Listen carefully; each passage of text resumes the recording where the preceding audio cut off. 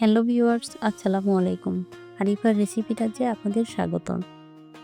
আজ আমি শেয়ার করব ডিম ডালের খুব সহজ রেসিপি। এই রেসিপিটি তৈরি করার জন্য আমি প্রথমেই 1 কাপ পরিমাণ ডাল ভালোমতো ধুয়ে পানি ঝরিয়ে নিলাম। এবার একটি পাত্রে ডালগুলোকে দিয়ে দিচ্ছি। এতে দিয়ে দিলাম রসুন কুচি, পেঁয়াজ কুচি, কয়েকটা কাঁচামরিচ। এবার এতে দিয়ে দিলাম পরিমাণ মতো পানি। এবার ঢাকনা দিয়ে ঢেকে এটাকে চুলায় বসিয়ে দিলাম।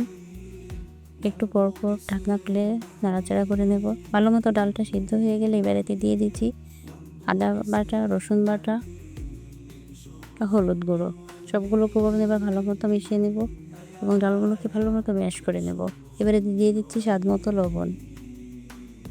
লবণ দিয়ে আবারও নাড়াচাড়া করে এতে দিয়ে দিচ্ছি পরিমাণ মতো পানি।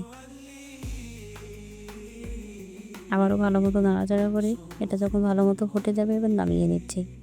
চুলায় বসিয়ে দিচ্ছি আরেকটি প্যানটা গরম হওয়া পর্যন্ত অপেক্ষা করবো। আর এদিকে দিয়ে দিচ্ছি 2টা ডিম। আর নিয়ে নিলাম এক বাটিতে সামান্য পেঁয়াজ কুচি, কাঁচামরিচ কুচি, পরিমাণ মতো লবণ ও হলুদ গুঁড়ো। এগুলোকে হাত দিয়ে ভালো মতো মাখিয়ে নেব। এবার এতে দিয়ে দিলাম 2টা ডিম। ডিমগুলোকে ভেঙে দিয়ে একটা চামচের সাহায্যে ভালো মতো নাড়াচাড়া করে নিচ্ছি। প্যানটা গরম হয়ে গেলে এতে দিয়ে দিলাম পরিমাণ মতো তেল। দিয়ে দিচ্ছি ডিমটাকে এপিট ওপিট করে ভালো করে ভেজে নেব। ডিমটা ভালো মতো ভাজা হয়ে গেলে এবার এটাকে খুন্তির সাহায্যে ছোট ছোট টুকরো করে কেটে নিচ্ছি। ডিমগুলোকে ডালের উপর দিয়ে দিলাম। ডিমগুলোকে ডালের উপর দিয়ে ভালো মতো নাড়াচাড়া করে নেব।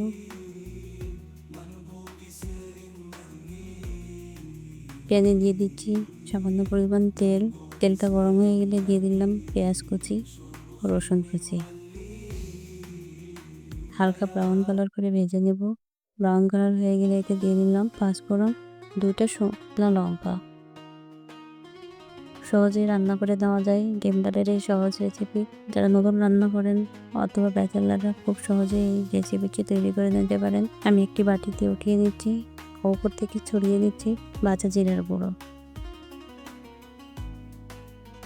আমার এই ডিম ডালের সহজ রেসিপিটি যদি আপনাদের ভালো লেগে থাকে তাহলে অবশ্যই লাইক, কমেন্টস এবং শেয়ার করে দেবেন। আর এরকম নতুন নতুন ভিডিও পেতে আমার চ্যানেলটিকে সাবস্ক্রাইব করে রাখতে পারেন। সবাই ভালো থাকবেন, সুস্থ থাকবেন। আল্লাহ হাফেজ।